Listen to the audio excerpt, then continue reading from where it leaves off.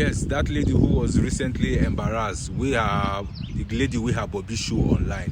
You understand? Person who was sitting close to that lady who is a lawyer now have come out to explain everything. That's why in this live, you need to always hear from both parties, because you might see the reaction of the person reacting. You don't know they have provoked that person to react in some certain ways, and the other person is just pretending to just be the victim. So now somebody who sat down close to this lady right now has come out to explain everything, that the lady was actually provoked, that the lady actually said her phone was not working, that her phone was on flight mode, you know, and they tried to help her, that there was actually a first lady who came to meet her, and there was actually a second lady who was very rude. Please help me listen to what the guy have to say, because I cannot say anything, because you will be the judge of this, because actually what they did to the lady. Good morning, thank you for having me.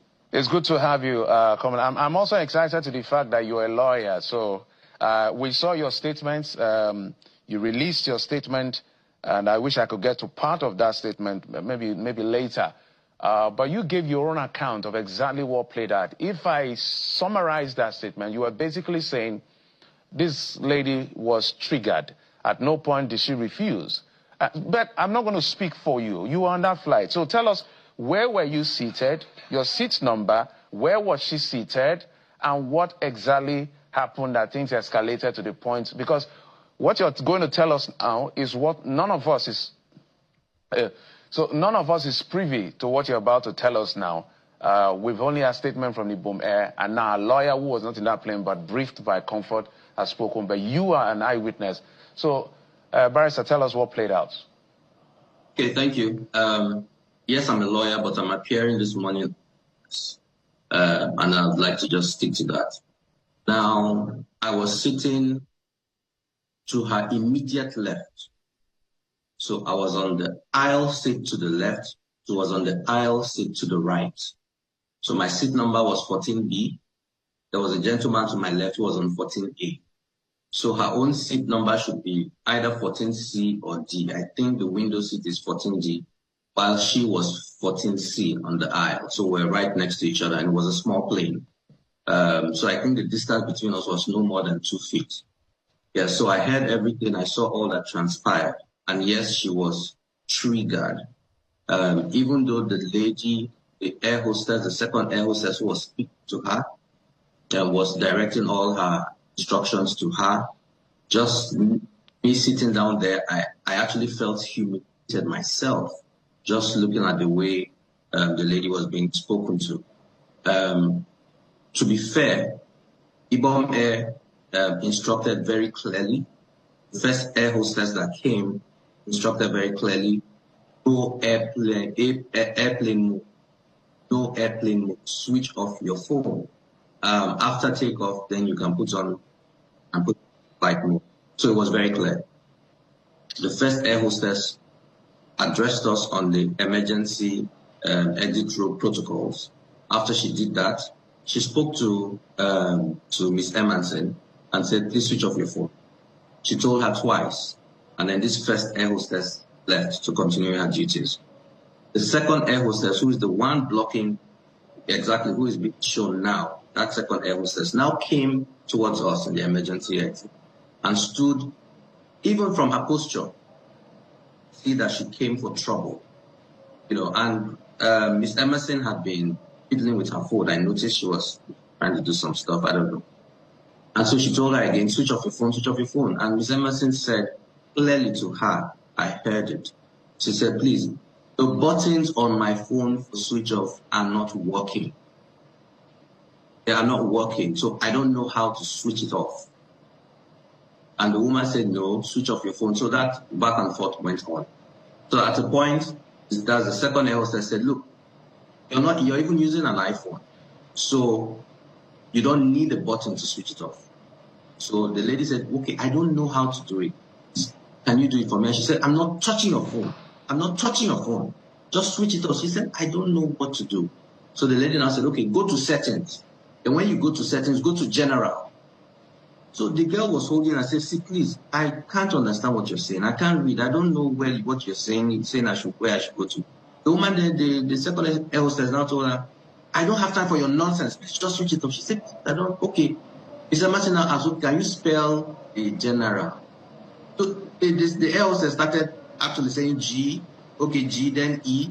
So that was the point that the gentleman on my left and I said, come on, what's going on? You know, calm, don't speak to her like this. Let's, you know, the second air hostess did not even acknowledge her. She didn't even to my side to even see that someone was speaking. So at that point, I asked the gentleman to arrive. I said, please, can you just help this lady? You know, I don't use an iPhone. I've never used an iPhone, so I'm not too familiar with settings and all of that. So the gentleman to arrive now took the phone and started trying to sort it out. So when that was going on, Miss Emerson started talking to the second air hostess. I said, why are you embarrassing her like this? Why? I mean, why? And then the air hostess told her, you better keep quiet now. If you say another word, I will deal with you. That was when Miss Emerson flared up and started cursing. I cannot say the things that she was actually saying because the language was very flowery and X-rated, I can't say. So that was when this second air hostess said, okay, you see. And then she left and went towards the front of the airplane. She never came back. At least I don't recollect her coming back through the aisle throughout the flight. So that is exactly what transpired. So after that happened, the gentleman to the right switched off the phone or whatever it was he did. And a couple of passengers tried to say, switch off your phone, don't risk our lives, blah, blah, blah. And then we told them, no, that's not what happened. She never said she wasn't going to switch off her phone. She was trying to switch off her phone. She said she had issues switching it off. And so the passengers calmed down and we took off. So that is what happened. But it was clear, at least to us on the emergency exit row, it was clear that there was a problem here. She needed to be handled very well. Because this lady kept simmering throughout the flight. She was cursing. I could hear her because I was right next to her. She was really upset. She felt as if these people are just against me. And why? She said she bought this ticket with her own money. So why should they treat her like this? That's what she was saying, and that's what I'm hearing. And I can't tell you what the other thing she was saying because they were really nasty. But she wasn't directing to anyone, but she was just talking. So it was clear that she was angry. And the second air hostess, the aggressor, kept checking, kept peeping to see how things are going at our end throughout the flight. I noticed it. So the passenger by my side, as we're approaching landing, we're like, God help us, so let's get out of this plane before anything happened. And we were saying it in jest, but we also knew that something was off. We're so worried that I discussed with him. I said, okay, when they were telling us to stow away and put everything ready for landing, the lady didn't even hear any of that. I told her, I said, we're landing, switch off your phone, put it away. Then the second air hostess, the first air hostess, the very polite and amiable and professional one came, helped her to stow away, helped her take her purse, put it in the cabin on top, and was very professional.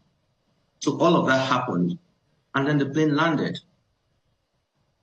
Once the plane landed, the first air hostess, the professional one, came to the front and started disembarking by room. Just before it came to our turn, Ms. Emerson left and went back. And I presume she went to the toilet. I used the toilet myself in flight, and I noticed that the only apartment at the back is the toilet. There isn't even an apartment, cabin crew and all of that like regular thing. This one is just the toilet. That's the only. So that's why I presume she went to the toilet. So when it got to our turn to disembark, those of us on our road disembarked and we went out. And totally forgot about the whole part until the videos and all came. So that's what happened. This is what I heard. This is what I know happened. Issue of airplane mode.